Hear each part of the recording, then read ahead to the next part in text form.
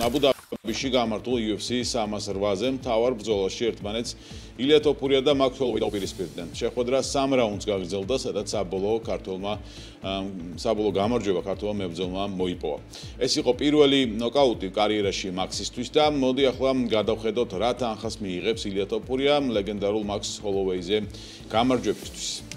ტოპურიას გარანტირებული ჰქონდა წაგების შემთხვევაშიც კი $750,000 მიღება, თუმცა გამარჯვების და საჩემპიონო ქამრის დაცვისთვის ამატადორი დამატებით ბონუსებს და ასევე ბრძოლის გაყიდვიდან შემოსულ თანხასაც მიიღებს. საბოლოოდ კი ჯამური თანხა $1,000,000-დან $3 მილიონ-მდე იქნება.